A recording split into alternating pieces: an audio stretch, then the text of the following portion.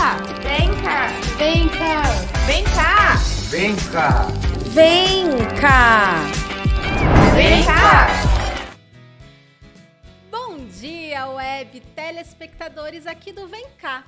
O podcast é onde a gente pode falar de qualquer assunto com qualquer pessoa. Primeiro, claro, avisar vocês que hoje o programa está sendo gravado e que você vai ver agora, sábado, às 9 da manhã e ao longo da semana aqui no canal do YouTube Podcast Vem Cá. Vai também ser passado hoje, sábado, na Rádio Metropolitana. Gente, tô nervosa com o programa de hoje. É um convidado muito especial. Enfim, vai passar na rádio em todas as plataformas digitais, Facebook, site, então fica ligado. Deixa seu comentário que depois o nosso convidado ou eu mesma posso compartilhar com você as respostas. Então vamos lá. Sim, eu tenho insistido muito em um quadro aqui no Vem Cá desde que eu idealizei ele. Política se discute sim. Por quê? Porque você, eu e meu convidado fazemos parte de um todo e somos, sim, cada qual responsáveis pela realidade em que estamos e em que estaremos. E isso é tão importante falar no dia de hoje, 29 de outubro de 2022, onde amanhã você vai apertar o seu confirma. Ok? Então, meu convidado hoje é o vereador Acácio Godoy, um amigo de muito tempo, né, Acácio? Muito tempo, isso é verdade. Muito obrigado pela disponibilidade. Eu sei o quanto tem sido corrido para você e hoje não é diferente. Verdade. E você estar aqui, assim, me deixa muito confortável no momento que eu estou começando a me expor num assunto que as pessoas hoje são reativas, né? Que é falar sobre política. Mas que sim, eu tô de peito aberto a falar o que eu penso e que muitas vezes não é o que você pensa. E que é assim que a gente vai construir. Exatamente. Bom, minha primeira pergunta para você não tem nada de política. É quem é o Acácio? Talvez as pessoas não saibam, só conheçam o Acácio vereador. É verdade. A sua família, a sua formação, a sua profissão. Bom, eu sou comerciante, né? Meu ramo de trabalho é dos panificadores. Inclusive, eu sou membro da APAPIR, Associação dos Panificadores de Piracicaba. Tenho muito orgulho de trabalhar nesse ramo que gera tantos empregos, né? E tanta renda faz parte do dia a dia da família brasileira. Acho que o bom dia da família começa com o café da manhã. Para aquele café da manhã acontecer, a gente já tem toda uma estrutura que passou a madrugada ali se preparando, trabalhando. 5, 6 da manhã a gente abre as portas, já temos padarias hoje 24 horas na nossa cidade. Então, eu sou comerciante. Sempre trabalhei na área comercial. Adoro a área comercial, adoro a área de vendas. Em algum momento eu quis muito empreender e realizei esse sonho. É difícil empreender no Brasil. Eu brinco que é empreender contra o Brasil. É o Brasil contra o empreendedor, hein? Porque são muitas regras, algumas fazem sentido, outras não. Estamos aí tentando trilhar um caminho de desburocratização, redução de custos. O nosso sistema tributário é um desafio para o empreendedor. E a gente tenta empreender cumprindo as leis, assumindo esse custo Brasil, que é pesado. Então, acima de tudo, eu sou um empreendedor. Eu me identifico com essa palavra, empreendedor. Nós, né, temos até movimentos em comum relacionados ao empreendedorismo, né? Dentro da nossa história, eu tenho muito orgulho de nós termos um grupo aí montado de empreendedores que já há 4, 5 anos está junto, muitas palestras, muitas vivências, interrompidas de certa maneira pela pandemia, que proibiu os encontros presenciais que fazíamos. Sim. Mas ainda é um grupo de diálogo, um grupo de apresentação de negócios. Você tem visto que, aos poucos, novos empreendedores pedem para fazer parte daquele grupo. E aí, além de empreendedor, eu sou um brasileiro afrodescendente, pai de família, casado, pai de 3 filhos. Brisa, Vida, que faz aniversário, 15 anos. Sim. Parabéns, Vida, Parabéns, Pai te ama. Vida! Jesus, que é o mais novo, vai fazer 4 anos agora em dezembro. Adoro esportes, sou apaixonado por esportes, amo esportes, adoro cultura, música, amo culinária e gosto muito de viajar. Você sabe que esse último eu não sabia. Verdade? Culinária? Adoro. Tenho apreciado cada vez mais aprender sobre isso, né? Sobre os sabores, vinhos também. Não desprezo o nosso suco natural, nossa cerveja na hora certa, mas gosto sobremaneira de vinho. Mas, além disso, sou membro da Pastoral Afro da Diocese de Piracicaba, sou membro do Centro de Documentação, Cultura e Política Negra, trabalho a defesa, o combate ao preconceito, ao racismo. Que preconceito? Todos eles, mas claro que de maneira muito especial o preconceito étnico-racial. Trabalho a promoção de políticas públicas de defesa da igualdade, palestro nas escolas, empresas, universidades, para governos municipais e estaduais sobre política pública de promoção de igualdade, equidade, combate aos preconceitos e ao racismo. Sou membro da Frente Parlamentar e do Fórum Interreligioso, defendo a liberdade religiosa, que as pessoas possam livremente professar a sua fé, seja qual seja a sua opção. Sou católico, como disse, mas tenho um bom diálogo com todas as outras doutrinas religiosas, todas as outras religiões, e tenho orgulho também de fazer esse trabalho. Então, resumidamente, esse é o Acácio. Uau! 2 coisas nesse meio que me veio à cabeça. Primeiro, que você muito tempo fez 2 turnos, né? Talvez 3, né? Eu começo a falar porque às vezes à noite a gente não para também, né? Muito tempo você, quando foi eleito vereador, você continuou no seu estabelecimento comercial junto com a sua esposa. Você acordava, acho que você estava lá às 5 da manhã para fazer o pão de todo dia das pessoas que estavam ali te prestigiando, e depois você ia para o seu turno, né? Sim. Então eu lembrei disso muito tempo e as pessoas talvez não saibam desse seu lado. Além disso, me veio assim, você começou a falar, eu sou membro disso. Eu falei, como cabe tudo isso no seu dia? Como que é essa logística? O que você faz? Hoje tem pessoas que te ajudam, como que é? Exatamente. Nós somos sempre equipe, somos sempre elo da corrente, né? Não dá para fazer nada sozinho, nada. As pessoas falam, não dá para fazer tudo. Não dá para fazer nada hoje sozinho. Você está sempre precisando de um suporte e nós temos. Então, você vai no centro de documentação, é um colegiado, tem uma diretoria. No Conepir é um outro colegiado. Alguns membros estão aqui, estão lá também. Depois... dentro do gabinete do vereador, claro, você tem uma assessoria que ela é fundamental para você conseguir desenvolver o seu trabalho, né? Aí, dentro do escopo empresarial, também é uma outra diretoria formada por diversos membros, donos, integrantes das panificadoras da cidade e da região, um setor que gera mais de 4 mil empregos na cidade, graças a Deus, diretos e indiretos. Fomenta a economia local, né? E alimenta. Então, é com ajuda, é sempre com apoio. E ter essa visão de elo e saber delegar. Isso é uma coisa que eu tenho aprendido, mas me dá... Eu falo também, as pessoas não são o nosso ritmo, né? Não. Muitas das coisas que você idealiza tá aqui. E você tem que saber passar e ter paciência que as pessoas aprendam, porque o time não é o mesmo. E isso é um desafio muito grande para mim, a casa que às vezes eu falo, daqui que eu faço. A vontade é essa, mas se eu fizer isso, o meu negócio hoje, os meus movimentos, eu não consigo crescer, não consigo dar conta. Então, delegar é tão importante para todos nós. Posso te contar um fato? Pode. Primeiro eu fui vítima, agora eu estou executando essa ideia. Um dos meus assessores me apresentou uma ótima ideia, eu gostei, ele falou, vamos implementar? Eu falei, vamos, como você deu a ideia, você executa. Eu tô assim. Porque ele vai ter que fazer conexões, ligações, agendamentos. Eu falei, maravilhoso, tá autorizado, mas eu preciso que você... Porque eu sei que se ele me propôs, já estava na cabeça algum escopo, né? E eu dei a liberdade dele executar. Posso te dizer, não tenho me arrependido.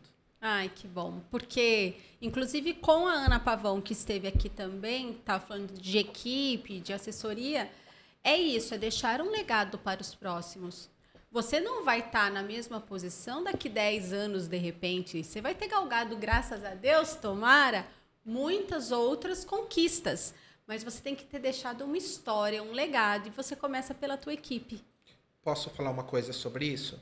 Eu sou fruto de uma ideia chamada mandato coletivo. Sim. Quando eu quis aprender sobre política, era um início, eu achei uma equipe que me formou.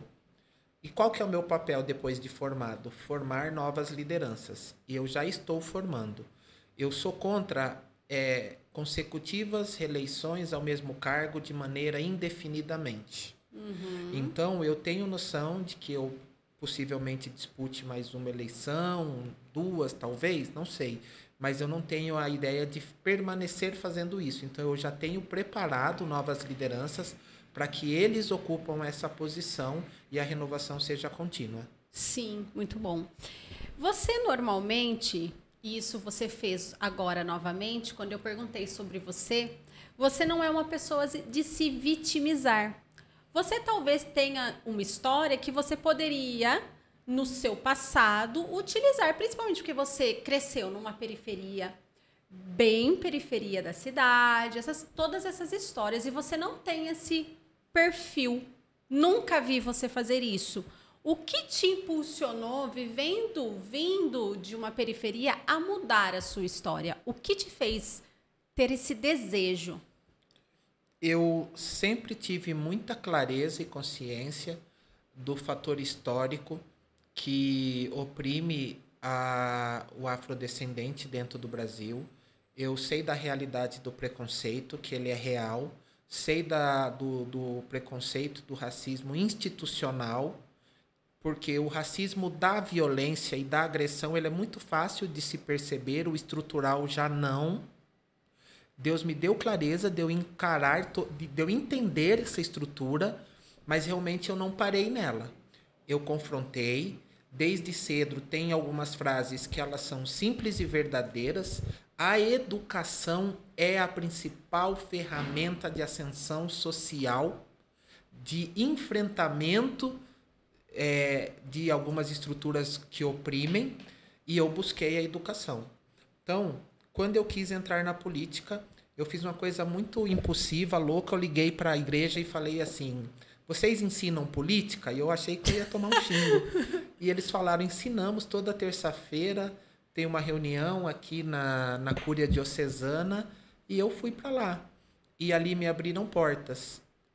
Eu entendi algumas estruturas que o cidadão comum podia participar da política sem ser eleito, sem ser candidato, sem estar em partido nenhum. Eu encontrei os conselhos municipais, orçamento participativo. Se eu não estivesse vereador, esse ano agora que entro, eu completaria 10 anos de orçamento participativo. É que agora eu vou como vereador e lá eu vou para ouvir. Sinceramente, eu vou para ouvir, às vezes orientar. Mas eu deixo a população se expressar. Mas até eu ser eleito, 8 anos de orçamento participativo, que é aquele lugar que o cidadão fala o que ele quer que o orçamento faça pela região dele. E eu falo, acho que 99% da população não sabe como participar e o que isso pode trazer de benefício para a vida. Então, quando eu fui para esses espaços de debate, de participação, eles me deram também uma boa noção de realidade da estrutura política.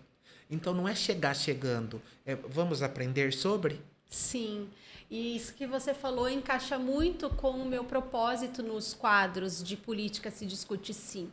Porque eu faço outros movimentos políticos, mas aqui é o meu momento de levar informação independente da minha ideologia, da sua e a do Danilo. Exato. Independente de quem está escutando. É perceber que é importante a gente colocar esse assunto em pauta. Sim. Porque é só assim que, como cidadãos, nós vamos sim, de fato, mudar alguma coisa. E as pessoas acham que é só se candidatando. Não. E não é. Não. É muito, muito legal Inclusive, isso. eu tenho agentes políticos maravilhosos, influentes, geradores de opinião e de mudança de realidades, que são os líderes comunitários.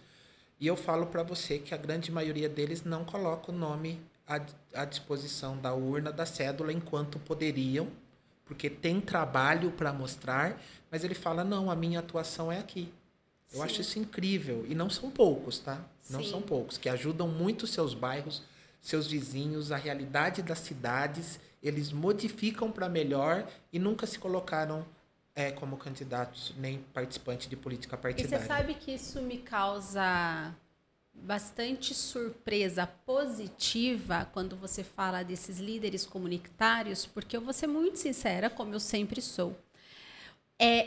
A liderança comunitária hoje, como político, está manchada, na minha visão, pelo poucas pessoas que usam desse status, talvez, para galgar coisas de benefício próprio.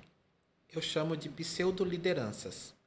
Alguns só lideram a si próprios, por exemplo, porque você vai para a comunidade e você não encontra o trabalho, né? Então é muito fácil separar quem tem trabalho de quem não tem.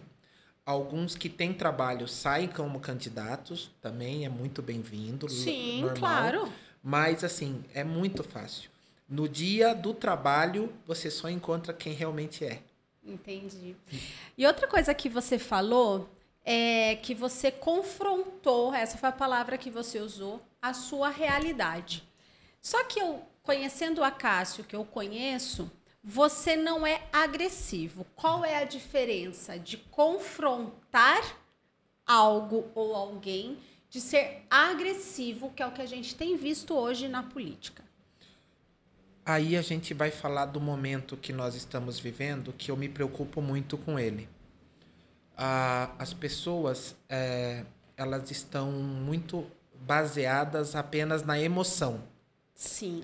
E aí, o racional, a informação, a técnica, ela é deixada de lado. O conhecimento profundo, o conhecimento científico, o estudo do assunto não é feito. E isso está sendo utilizado por forças políticas. Sim. Então, nós temos, no momento, aí essa questão dessa divisão em dois lados. Os dois lados, eles utilizam muito do fator emoção para incentivarem as pessoas que aderiram à sua visão, para haver até o embate de discursos. E aí, o que acontece? O que eu percebo? O discurso, muitas vezes, ele não precisa ter dados, fatos, ele não precisa ter comprovação do que é dito. Se ele gera uma emoção, as pessoas aderem à informação. Sim. Sem ir atrás de saber se aquilo procede. Então, os números, eles são facilmente interpretados ao interesse da visão A ou B. Quem aderiu à visão A defende, morre e acredita na interpretação de A. E detesta o B. E odeia a interpretação do outro. Isso não é bom. A política, ela precisa ser compreendida, vivenciada. Ela é um promotor de mudança social, de melhoria de vida. Politicagem, não. A politicagem a gente dedica à lei. Uhum. Mas a política, ela é um transformador social, pode melhorar vidas, ela tem que ser participativa. Mas a gente está numa democracia, Carol, jovem. É uma democracia que eu chamaria de adolescente. Nossa, o momento mais turbulento da nossa vivência é a adolescência. E é isso mesmo, essa turbulência emocional. Eu rezo a Deus que a gente consiga atingir a maturidade do debate, a maturidade do discurso. Em quanto tempo você acredita aí que isso vai acontecer ou começar a acontecer? Eu acho que o processo é muito amplo. Mais escolaridade, escolas de melhor capacidade, mais profundas, que incentivem mais o pensar, o conhecimento técnico em vez do conhecimento vulgar. que a gente realmente se aprofunde. Leva tempo, eu acho que 1, 2, 3 gerações, não sei se eu alcanço, mas eu sei que eu participo desse processo, tenho que contribuir para ele. Tem processos que hoje, se eu falar para você, você vai talvez se surpreender, mas há 135 anos, um homem negro eleito pelo voto direto ocuparia a posição de vice-presidente da Câmara de Piracicaba? Não. Não, porque a realidade social talvez não permitisse, as leis, né? 1888 a gente estaria falando de escravidão. Sim. Era um movimento que estava na lei, era legalizado ter escravos, né? E quando se falou que tínhamos que derrubar a escravidão, a economia da época falou como que a economia vai se manter sem o trabalho escravo. E hoje isso é tão distante. Então, talvez as gerações futuras vão falar desse momento tão política feita com base no fígado, no rancor, no ódio, na destruição do discurso do inimigo. Talvez a gente vai ler sobre isso e vai se surpreender de que em algum momento a gente tratou política assim. Sim. Eu acho que a gente avança assim. Mas nós estamos nesse momento e o que eu quero dizer? Os dois lados usam das mesmas ferramentas. Sim, é verdade. Um sobrevive pelo outro. Um sobrevive pelo outro. Acácio, de onde veio o seu interesse em ajudar a comunidade? Você comentou tanto sobre tantos projetos, mas você consegue enxergar de onde nasceu esse seu desejo de ajudar o outro sem nada em troca? Foi natural, porque assim, a verdade é que mesmo entre crianças a gente percebe como umas têm uma tendência a ser mais extrovertida, outra mais introvertida, uma puxa para a liderança. E então, quando você se insere no convívio comunitário, seja através de um centro comunitário, no meu caso foi através da vivência das pastorais familiares, o que acontece? Naturalmente, você começa a ser a pessoa que se apresenta como facilitador, se apresenta como multiplicador, se apresenta como voluntário. A comunidade olha aquilo e ela começa a colocar em você mais expectativas e mais obrigações. Quando você vê, você virou uma liderança comunitária sem que você tenha decidido ser. Mas quando você vê, você o é. Sim. Em algum momento... Porém, a liderança verdadeira, ela é isso. Ela se torna líder, ela não impõe a liderança, não impõe, né? Não, aí é autoritarismo, é medo. E aí eu via todas as dificuldades de uma região onde eu morava, os limites que nós tínhamos, as carências, e eu fiz um ponderamento para as lideranças que eu tinha lá de muito respeito. Eu falava, nós precisamos constituir uma voz dentro dos espaços políticos. E eu saí convidando lideranças do bairro, todas com mais tempo de vivência que eu, e você não quer colocar seu nome para a gente votar em você e você nos representar? 5, 6 disseram não. Eu não. Não, se eu entrar nisso, minha mulher separa de mim. Não, já... E aos poucos eles falaram, Acácio, sua ideia é boa e nós entendemos que essa pessoa tem que ser você. Mas num primeiro momento eu não me movi. Eu continuei só nas pastorais familiares, só nas pastorais da igreja, só como voluntário, mas eu tive um problema pessoalíssimo. Minha mãe enfrentou um processo de saúde, ela adoeceu, ela foi parar na antiga UPA do Vila Cristina. Sim. Ela teve um diagnóstico totalmente equivocado. Minha mãe infartou e durante 20 e tantos dias trataram ela como alergia. Meu Deus. Quando ela chegou bem perto de morrer mesmo, assim, com o tratamento equivocado, uma outra médica identificou o erro, internou, fez cirurgia do coração, ponte de safena, mas ela nunca mais se recuperou. Foram 10 meses de constantes visitas aos hospitais e ela veio a falecer. E eu passando por aquele processo, UPA, vaga, internação, hospital, melhorava, voltava para casa, o ciclo se repetia. Aí um dia ela faleceu, eu estava vivendo o luto da minha mãe por plena tristeza de ter perdido a companheira. Em 17 dias, meu pai infartou e morreu também. Eu lembro. E aí eu entrei num processo muito interno de reflexão. Fiquei parado nas mágoas com o erro médico, o diagnóstico, a perda de ambos. Refletiu na minha fé. E aí vieram aquelas pessoas que são luz na vida da gente. Eu tinha um amigo, um padre, ele via que eu tinha muito rancor daquela situação e ele falou assim, você tem que pegar essa raiva e fazer dela algo produtivo na sua vida.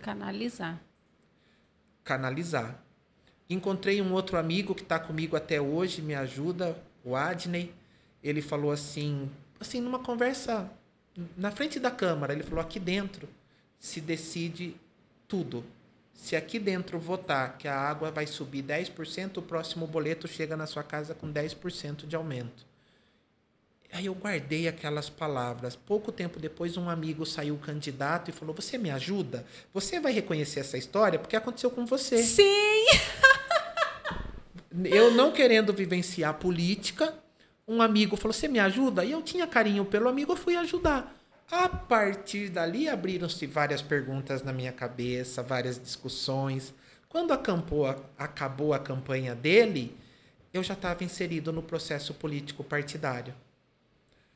Aí, eu fui fazer a vivência dos espaços. Fui participar de conselhos municipais, pedir orientação à igreja que me deu formação, na pessoa principalmente do meu grande mestre, amigo, o vereador Paulo Camolese, que me deu formação e me ensinou que agora eu tenho que formar novas lideranças.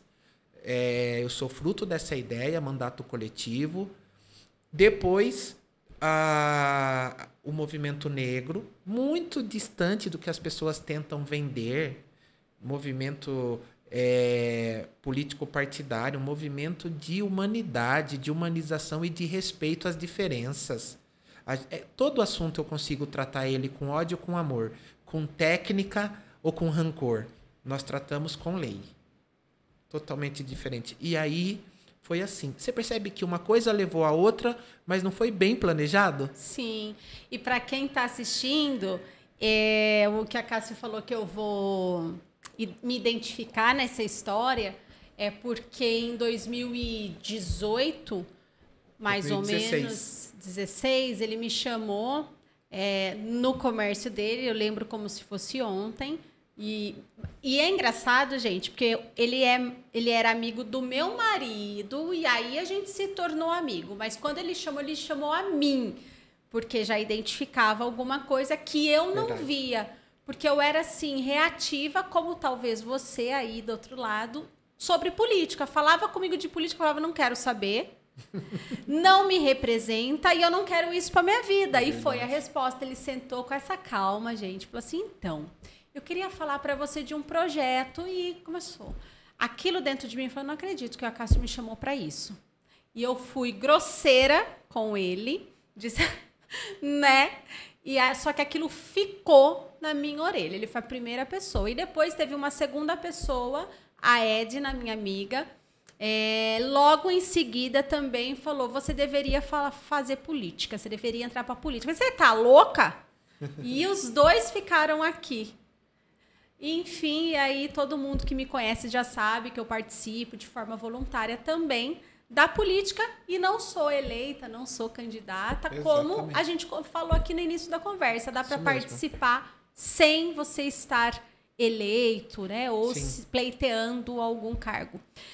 Bom, quando você falou aí de vários projetos voluntários, qual, na sua visão, teve maior impacto nesse trabalho voluntário que você faz? Eu acho que realmente o trabalho pela promoção de equidade. Nós identificamos coisas reais que nós tínhamos que tratar, então nós começamos a procurar políticas de equidade. Já era uma tendência do mundo desde 2002, quando teve a conferência de Durban na África.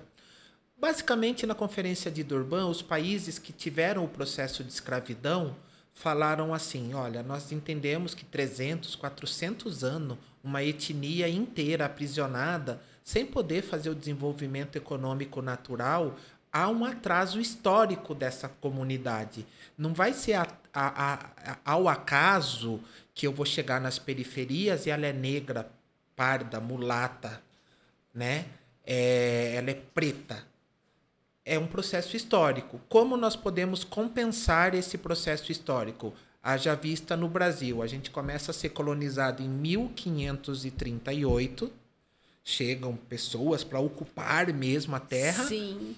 Em 1888, 350 anos depois, nós temos toda essa etnia afrodescendente escravizada. E quando eu liberto, não é com políticas públicas de inserção social. Nós vamos dar escola, nós vamos dar saúde, nós vamos dar educação. Só libertou. Só liberação. E o processo aí de reinserção na economia foi meio que natural, mas sofrendo o desgaste dos preconceitos todos. Então ele falou assim, vamos compensar? Vamos. A primeira ideia era dar dinheiro. E os governos falaram, não tenho condição.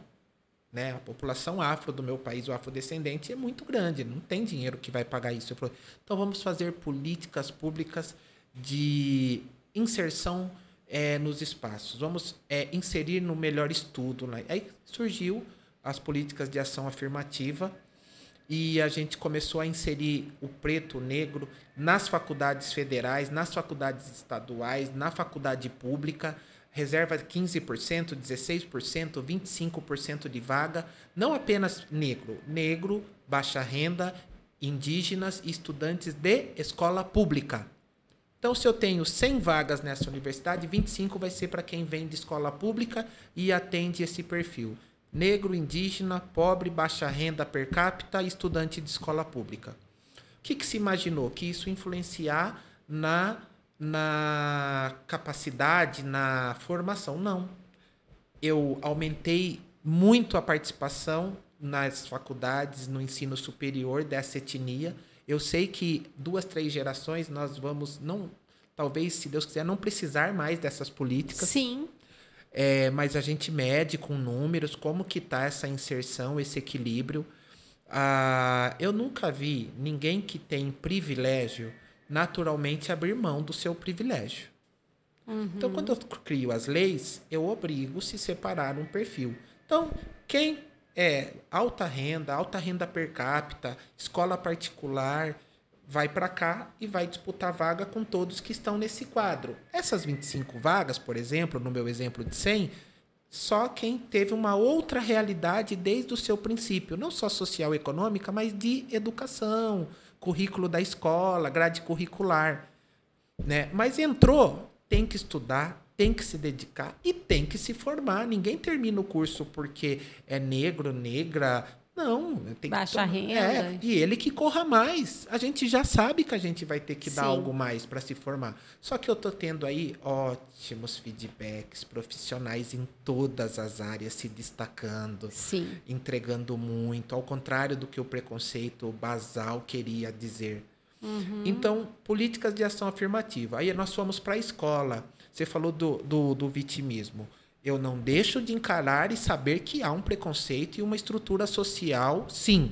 Mas eu fui lá falar assim, por que quando eu falo de África, eu só falo do afropessimismo? Eu falo de fome, eu falo de tribos. Quer dizer, eu ensinava nas escolas uma África que não existe mais, uma África tribal. Uhum. Vamos falar de Durban, vamos falar da África do Sul. Sim. Vamos falar da Nigéria, que tinha uma renda per capita melhor que a nossa. Quer dizer, exemplos de perspectiva de mudança de realidade, né? De riqueza, de realidade, de avanço. Vamos falar que lá tem a primeira universidade do mundo? Vamos falar que a base filosófica da democracia nasceu na África por povos africanos? Medicina, agricultura, astrologia, os grandes precursores e desenvolvedores são africanos? Coisas que astrólogos africanos disseram na época de Cristo, o Hubble foi confirmar depois que eles estavam certos. Vamos falar do que nós temos de bom e tínhamos de bom, além da cultura, além da língua, da participação na língua, na dança, nas roupas. Eu sou da Pastoral Afro. Me perguntaram qual a diferença. Nenhuma, é uma missa. É uma missa, mas animada pela pastoral. Então, a gente usa nossas roupas coloridas, nossa percussão, mas é um culto católico, respeitando a missa como ela é do princípio. Eu sou afrodescendente, eu resolvi abraçar a fé católica, só que a fé católica me abraçou como negro, como afrodescendente. Eu não mexo em nada do ritmo da missa, nenhum, porque ela é sagrada para nós. Mas eles me deixam estar lá colorido, alegre, sorridente, com percussão. O que o ignorante acha? Ele vê um africano com a sua roupa tradicional, ele fala... religião de matriz africana, porque ele só consegue ver esse aspecto. O africano tem a roupa do domingo, ele tem a roupa do luto, ele tem a roupa da celebração, ele tem a roupa da missa. O cara, ele lê tudo, ele vai falar que é religião de matriz africana, é um bandista e tal. E pode ser que seja, mas saiba pelo menos separar conhecimento e achismo. Sim. Conceito, conceito. Exato. E aí, mas dialogando com as religiões de matriz africana, Piracicaba aprovou, uma cidade cristã, católica, evangélica, nós aprovamos na Câmara o dia de Ogum, entendeu? Não vou lá celebrar porque não professo essa fé, mas respeito o meu irmão que quer professar esse discurso. As pessoas não querem que aconteça esse diálogo, por quê? É uma coisa que você falou, né? Ô, Dan, depois, você coloca o comercial para mim? Eu só vou fazer meu contraponto e depois já volto, depois com o comercial, já volto com as perguntas. Mas o que você falou é que são os especialistas de sofá, né? A era digital nos deu especialistas, voluntários e engajadores de sofá. O que tem me irritado profundamente, eu não tenho paciência com essas pessoas, juro. Revolucionários do Facebook. É verdade. Em outro momento, que não é hoje... Eu gostaria muito da gente conversar de políticas públicas. Cotas é algo que a gente diverge, mas acho que eu posso aprender você entender meu contraponto. Eu acho porque quando eu comecei eu era contra. Então eu sou contra, entendo a necessidade também, acho que ela, nesse momento, é importante. Neste momento, é isso. Mas a gente precisa trabalhar para que ela não seja. Exatamente. E eu não estou falando só de cotas raciais, eu estou falando de gênero, de tudo, de renda, tudo. Mas eu ainda assim sou contra. Então nós vamos marcar um outro podcast que eu vou estar mais, né? Aí o povo adora, né? Mas é isso que a gente gosta. Como eu aprendo com você? É assim, a gente se debatendo, né? E sempre agregando um ao outro. Dan, comercial? Fui no... Seu Madeu Sucos, o suco de verdade. Localizado na rua Doutor Paulo Pinto, 1041, no bairro São Dimas, em Piracicaba, a casa de bebida saudável e nutritiva oferece mais de 30 sabores e sem nenhum aditivo ou açúcar.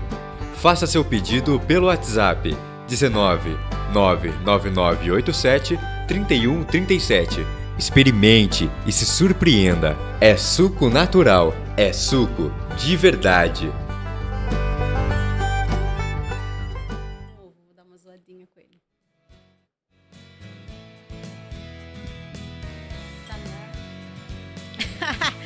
Ô, Vagnão, laranja com acerola de novo, gente. Mais de 15 sabores, 20, não sei, e ele só me traz laranja com acerola. Então, os convidados gostam, Wagner, mas eu quero outro, tá bom? Por favor, gente, quem ainda não conhece, Seu Madeu Sucos, é suco natural de verdade.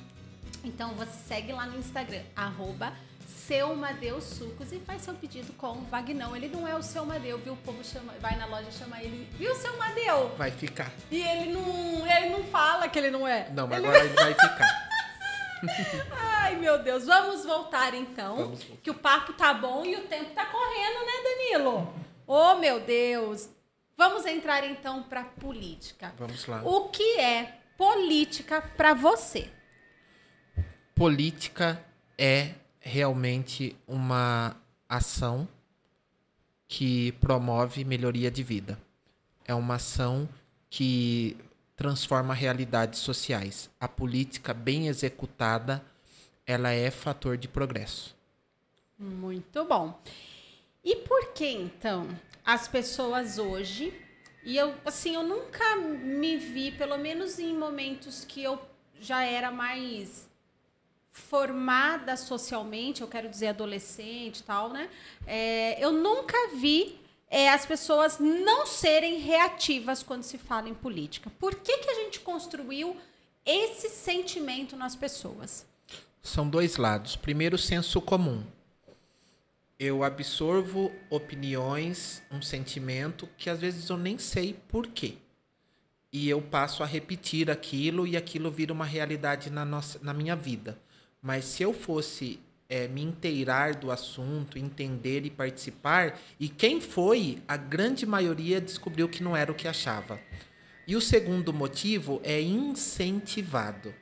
É incentivado, porque o político corrupto, ele não quer ser fiscalizado, ele não quer que as pessoas acompanhem, não quer que pegue planilha, número, gastos, confronte, pergunte, questione.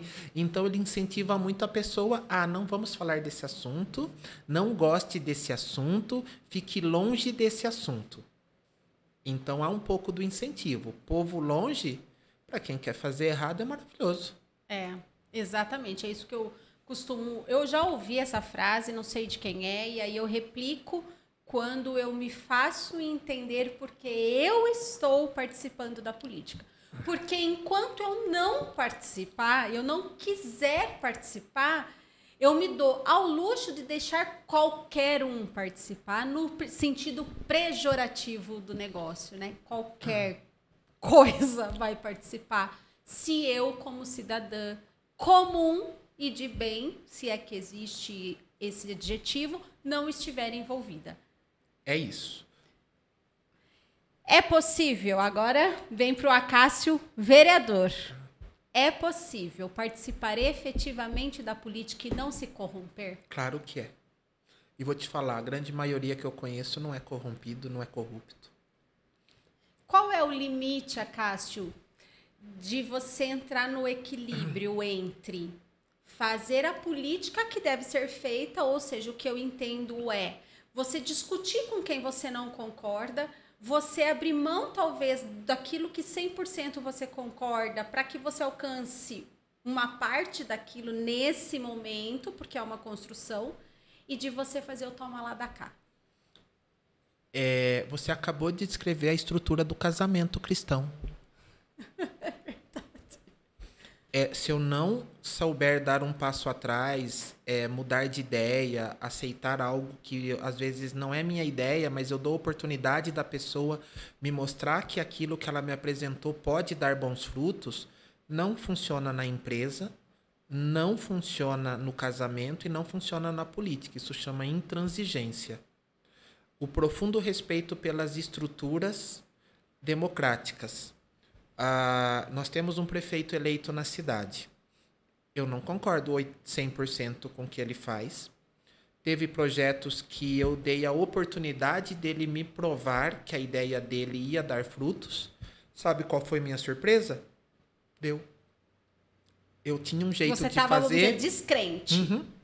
Eu tinha um jeito de fazer. Ele tinha outro. E ele foi eleito para fazer do jeito que ele apresentou ao povo que faria, e eu queria discutir. E ele me pediu a oportunidade de eu deixar implementar a visão dele. E a visão dele tem dado certo em alguns aspectos, e eu tive que reconhecer que eu estava equivocado, porque a gente erra. Não erra de má fé, não. Acredita numa coisa, mas descobre que tinha outro caminho que levava ao mesmo resultado. Teve coisas que eu mantive minha posição, não flexionei meu voto, não alterei minha posição. Vou dizer um aspecto. Nós discutimos muito sobre o abono dos funcionários públicos. Funcionário, não faltando nenhum dia da sua função, recebe um abono, não pode ser nem atestado, e nós queríamos garantir que na época do Covid, quem pegasse Covid não perderia o abono. O prefeito achava que fosse o que fosse, inclusive Covid perderia. Nós alteramos a lei para obrigá-lo a pagar, ele levou a lei e está judicializado esse caso. Nós não concordamos. E um dia ele falou comigo abertamente, ele falou, pô, Acácio, a lei não me permite. Eu falei, nós mudamos a lei. Ele falou, não, mas tem lei federal que não abraça essa determinação. Eu judicializei para o judiciário me falar se eu estou certo ou você está certo. Mas você foi inflexível nessa posição. Eu falei, prefeito, nós mandamos uma menina jovem, enfermeira, trabalhar lá no na UPA do Vila Cristina, na UPA do Piracicamirim. Só Covid, ela pegou Covid.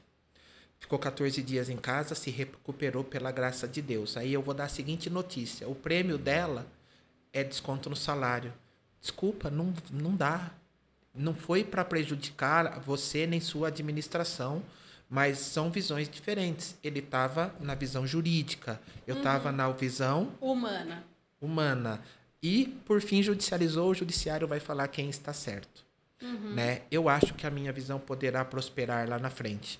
Mas entenda, algumas vezes a gente flexiona, às vezes não. Às vezes nós é que estávamos errados, às vezes nós estávamos certos. O tempo vai dizendo. Mas, assim, o que eu não vejo é as pessoas errando de má fé. Entendi. Entendeu? Então, esse é o limite. Você falou dessa questão, né, de ter concordado em algumas coisas e outras. Hoje as pessoas estão intransigentes, né? Estão. Se você concorda, você é a favor da pessoa. Vamos colocar aqui nesse caso, mas é só para ilustrar. Então, se você aprovou o projeto do prefeito, você não é oposição. Aí, quem é oposição? Pau na Cássio. Se você vai contra, você não está a favor do executivo para melhoria. Pau na... As pessoas estão intransigentes, como também está nas esferas federais, enfim. Agora, como você faz o exercício de abrir mão daquela sua crença que aquilo tem que ser feito dessa forma? Como que me ensina? Olha, com muita simplicidade eu vou te dizer que é um exercício de maturidade, de aprendizado. Que é dar ao tempo, o tempo do tempo se provar para você. Se eu ficar só no debate, não acontece nem a visão do outro, nem a minha. E tem pessoas precisando que algo aconteça. Sim. E aí, vamos fazer do jeito dele. Se der certo, deu. Se der errado, a gente discute e volta pro meu jeito. Mas a pessoa, ela precisa que a gente tente alguma coisa. Ela não pode ficar ouvindo que o problema é A, o problema é B, o problema é C. Ela precisa que a gente tente uma solução. Tente uma solução, que pode não dar certo, como pode dar. Senão, a gente vai ficar discutindo que botão apertar até o avião cair. Sim. Então, às vezes, a gente, para evitar um mal maior, a gente aceita, sim, abrir mão de alguma coisa. Isso é uma maturidade, inclusive, de gestão. E como eu falei empreendedor, eu trouxe muito do privado para o público e eu entendo a decisão do gestor, que às vezes não é a decisão que ele quer, mas é a decisão que ele precisa tomar. Entendeu? Emocionalmente, eu quero pagar um valor para o servidor. Sim, é verdade. Eu tenho uma planilha que fala, acima disso você vai ficar inadimplente. Então não é mais o que eu quero, é o que eu posso. Tem números, tem base, sabe? Eu queria voltar num ponto da sua pergunta. Ok. As pessoas, elas estão muito fora de si. Tem pessoas que, politicamente, a gente diverge muito. E pessoalmente não. A gente consegue falar de filhos, de esposa, de carro, de futebol, de Brasil, de rir juntos. E quando a gente vai falar de visão política, aí cada um vai pro seu lado. Nós não somos inimigos. E tá tudo bem, é isso que me incomoda. As pessoas não podem mais colocar sua posição porque elas têm medo do que o outro vai falar. Eu não tenho, Cássio, por isso que hoje eu trouxe você, vou trazer outros e eu vou colocar a minha posição. Não porque a gente vai ser inimigo por causa disso, porque eu penso diferente. E às vezes porque eu tô errada também, mas eu preciso falar o que eu acho. Eu passei por alguns momentos... Perfeito sua fala, Carol. Eu passei por alguns momentos estranhos. Eu sou vice-presidente da Câmara, estive por 40 e tantos dias como presidente. Eu sou chamado para muitos eventos. Às vezes as pessoas que estão lá foram chamadas também. E tem essa diferença de visão política, mas não somos inimigos, pensamentos diferentes. Aí eu cumprimentei uma pessoa, alguém tirou uma foto, mandou para um grupo político e eu comecei a ser agredido porque eu estava apertando a mão daquela pessoa. Aí eu tive que explicar o básico, assim, olha, o cumprimento social de boa tarde, boa noite, não significa adesão política, vocês estão loucos. Aí eu estava num outro lugar e foi o contrário. Aí eu estava com pessoas do outro grupo político. Sim. E as pessoas me cobrando que você foi visto falando. Eu falo, cara, eu falo com todos. Principalmente que é desse diálogo que surgem as construções. Exato. Não é de quem pensa igual. É de quem pensa diferente. Pô, se eu falar só com quem pensa comigo, vai virar tudo corintiano. Já tudo vou avisar. Zumbi, isso sim. Olha só, agora um assunto até um pouco mais pesado, talvez. Mas eu vou ler exatamente como eu escrevi, porque é a sensação que eu tenho. Tá bom, vamos lá. Como extirpar o câncer da corrupção na política. É possível? Muito possível. Mas Como? é muito possível. Transparência dos dados e das informações. Aliás, deixa eu só falar isso porque você vai continuar. Esse portal de transparência, me desculpe, não é só de Piracicaba, não. Eu estou falando de forma geral no país inteiro. O portal de transparência não funciona. É dados para não serem encontrados, Acácio. Para pessoas comuns como nós, cidadãos. Porque eu não acho nada. Eu vou falar uma coisa para você. Nós temos formação política, Escola do Legislativo. Sim. Eu tenho que fazer esse apêndice e falar que a Escola do Legislativo está formando muitas lideranças. É uma ferramenta da Câmara de Vereadores. Sim. Câmara inclusiva. Nossos dados estão para cego, surdo, mudo, todo mundo ter acesso. Temos que melhorar sempre, continuamente. Por quê, Carol? As leis mudam, nós somos surpreendidos. A maneira como eu fazia a contabilidade da Câmara ano passado, ano que vem ela se torna ilegal. Tipo assim, no dia 2 de janeiro, se eu fizer do jeito que eu fiz esse ano eu estava dentro da lei. Ano que vem, eu estou ilegal. Nossa. Então, esse aprendizado, às vezes, eu não consigo pôr. Mas hoje, na Câmara de Vereadores, se o meu assessor for no nosso estoque almoxarifado, pegar 3 canetas BIC, uma preta, uma vermelha e uma azul, quando ele chegar no prédio anexo, já está no portal. O vereador Acácio pegou 3 canetas, custo unitário, 57 centavos cada caneta. Ele pegou uma vermelha, uma preta e uma azul. Os nossos carros só saem com identificação de destino. E são monitorados por GPS. Não tem como o cara falar, vou para Santos e aparecer em Santo André, com o carro oficial. Sim. Entendeu? Vou numa visita institucional e aparecer em algo particular da vida dele. Então, é transparência de dados e informações. Tem que melhorar? Sempre. Uhum. Eu anotei aqui até. Você foi falando, foi me vendo a memória também assim. Informação do cidadão, né? Ele se informar, quero dizer, a gente buscar entender, transparência e no meio, controle. Controle. Né? Isso, porque eu falo, às vezes você vai fazer alguma coisa, é tão burocrático que você fala, eu participei agora da campanha no back-office e a gente fez prestação, essas coisas muito corretamente. Como é difícil fazer prestação de campanha! É burocrático, é detalhado, Como que o povo consegue fazer errado, gente? Porque assim, para fazer certo, é um trabalho super trabalhoso, super transparente.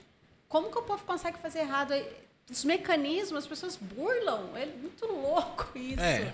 Um ponto que nós divergimos, eu sei, por exemplo, é do fundo partidário. Sim. Eu tenho uma outra visão do fundo. Uhum.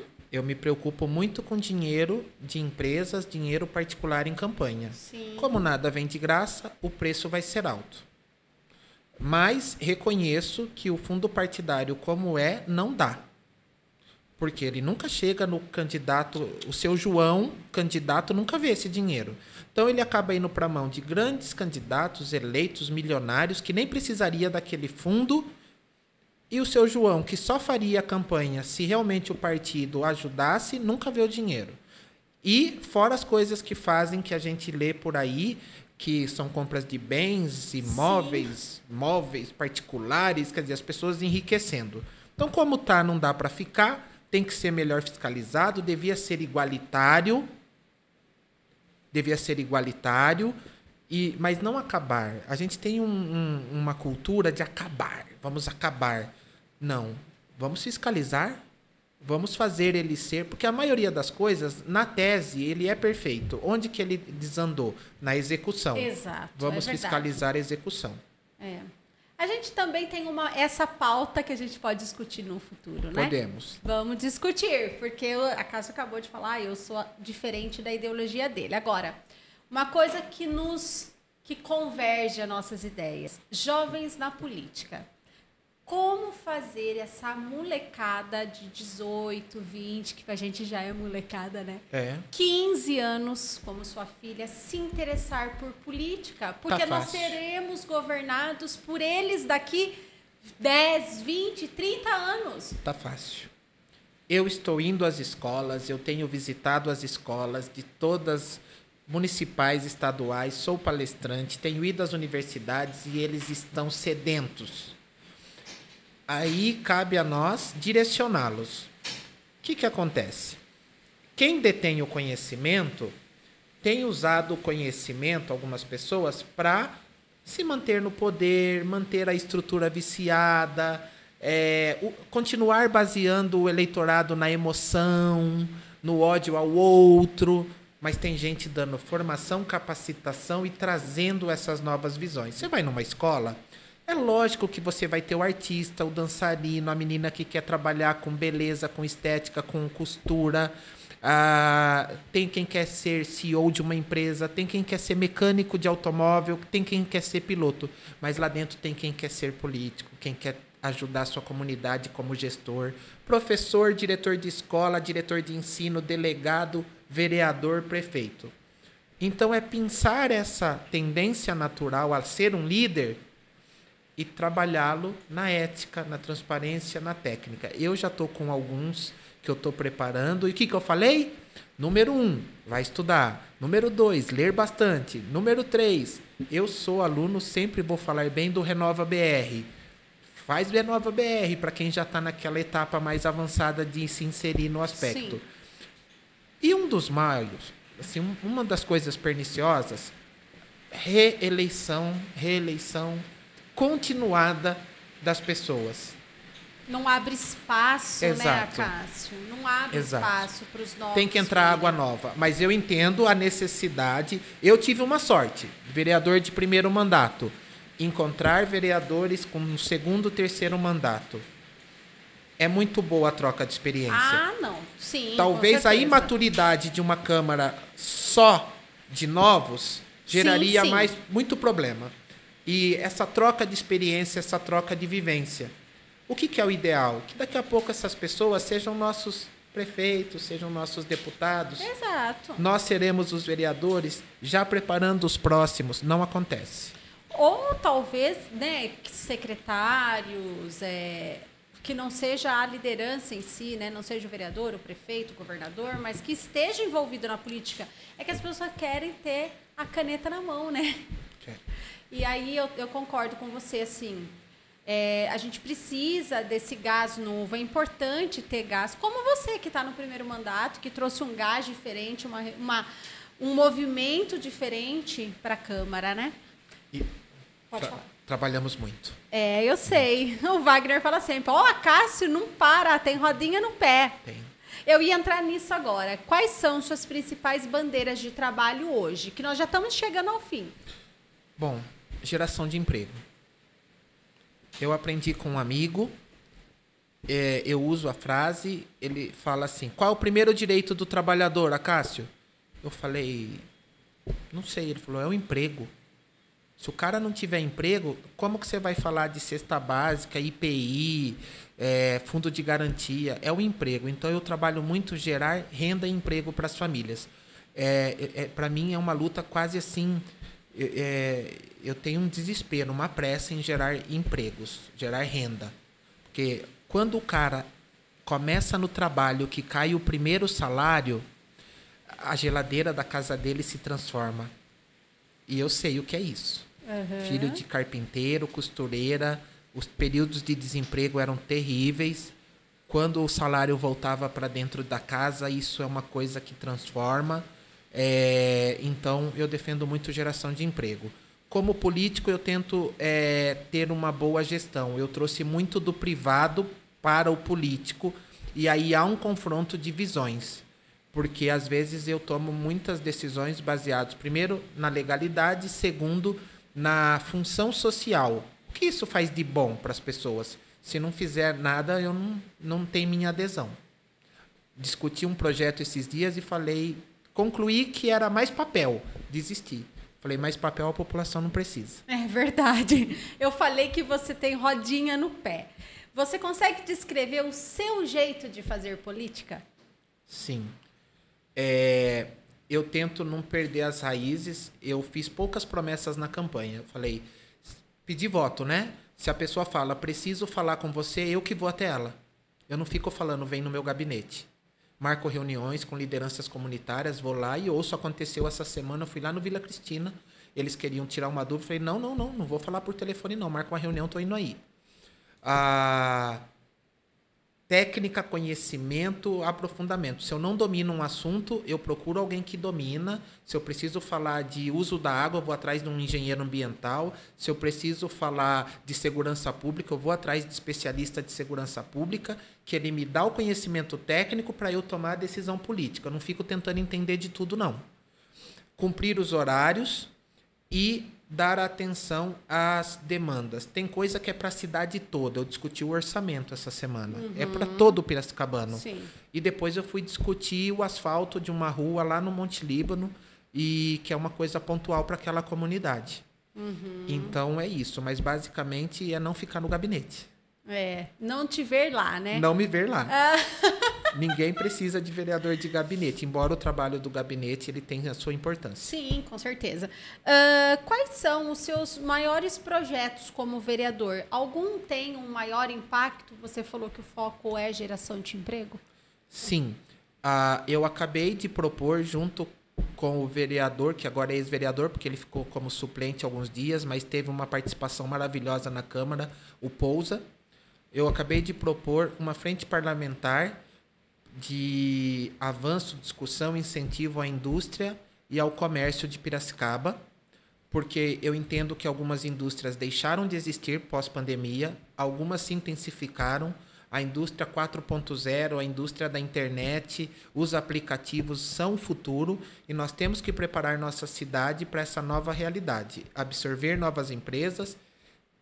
Não adianta eu ter toda a estrutura que nós temos, vou citar uma, Instituto Paula Souza, FATEC, ETEC, o Sistema 5S, Senai, Sebrae, se ele não estiver pronto para formar nossos jovens para a nova indústria. Senão eu fico formando o cara para um mercado de trabalho que não absorve. Sim, é verdade. E eu vou além aí, para uma indústria da nossa região, talvez, também. Porque você precisa formar mão de obra daquilo que aqui está gerando empregos, né? Não que a gente não vai expandir, que esse jovem não vá sair da nossa região e vá embora para outra ou para outro país, mas a gente tem que estimular aquele conhecimento que é daqui, que a gente fala, né? Aqui tem álcool, essa coisa de startup do Vale do Silício Brasileiro, algumas coisas assim, em Franca sapato, em outro é joia, em outro é roupa. O que é de Piracicaba, que é a indústria de álcool, cana? A pandemia e a guerra da Ucrânia tornou isso uma necessidade. Primeiro a gente falou, somos um só planeta globalizado, eu negocio com a China, negocio com a Rússia, negocio com os Estados Unidos, negocio com a África. Muito bonito. Quando veio a pandemia, eu precisava de coisas e a China não conseguia produzir nem mandar. Exato. Depois veio a crise da Rússia e eu fiquei... nós passamos a ter problema com insumos e adubos.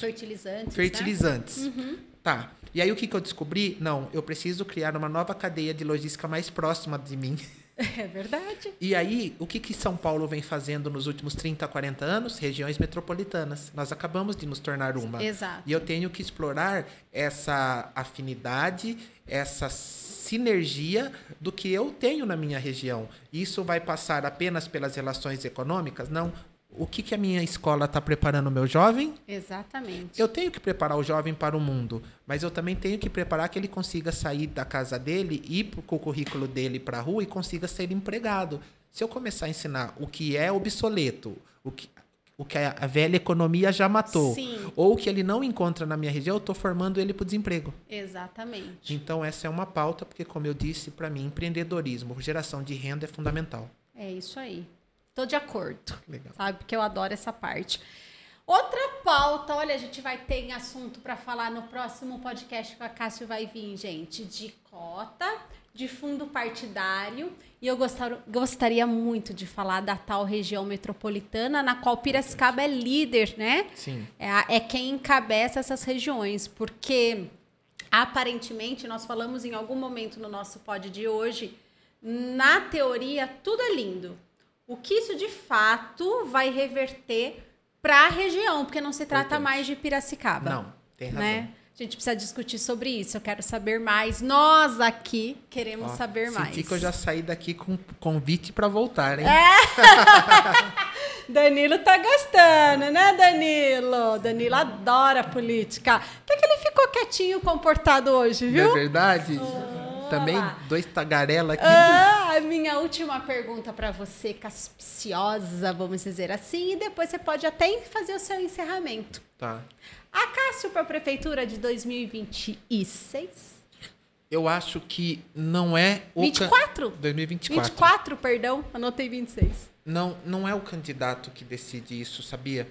Eu acho que é o trabalho que ele entregou, a comunidade que avalia esse trabalho e vê se esse trabalho tem maturidade para o próximo degrau. Então eu tenho que entregar mais para daí ter uma melhor avaliação. A Cássio para reeleição para vereador, a Cássio para outra posição. Eu acho que, no coração, eu sonho em ser o primeiro presidente negro do Brasil. Ô, lasqueira! Sonho. Isso é alma, isso é coração, isso é desejo. A gente tem que olhar para cima. No mundo real, cumprir cada etapa, fazer bem feito onde você está primeiro. Muito bom, mas Danilo, você viu que ele não descartou, né? Quem sabe? Você vê, tá gravado aqui, hein? A Cássio, que venha, exato, que dê prioridade pra gente nesse anúncio, né? Ai, Cássio, desculpa a brincadeira, se te Imagina. deixou incômodo. Não poderia deixar de fazer essa pergunta. Não. Eu queria que você encerrasse, eu quero agradecer demais a sua disponibilidade mais uma vez. Você encerra aí, aqui pro pessoal, e eu encerro aqui. Eu gostaria muito que as pessoas viessem conhecer o trabalho que nós fazemos. A gente trabalha muito, de domingo a domingo, e no senso comum as pessoas falam, não está fazendo nada. Estamos. É que não dá para fazer tudo. Tudo é impossível. Mas se aumentar a adesão, a participação popular, a gente consegue entregar mais. O político, ele é um representante. A gente precisa da adesão. A maioria dos assuntos que eu tratei esse ano, alguns eu não sabia. A população trouxe a demanda para mim, pediu ajuda, e raramente eu fui lá o herói do assunto. Nós tratamos juntos como comunidade, eu como representante. Vem participar, porque senão daqui 4 anos o povo vai falar, não fez nada. Pessoas que acordam 5, 6 da manhã e trabalham às vezes até 10 horas da noite, deixando a família em casa. A gente está entregando um trabalho verdadeiro e sincero.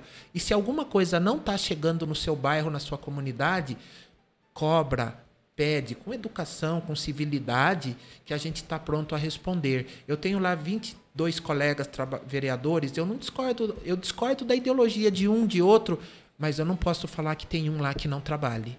Não existe isso. Todo mundo trabalhando muito. E eu ouvia muito isso quando eu era só um eleitor. E hoje eu vejo o quanto aquele povo trabalha para entregar algo mais.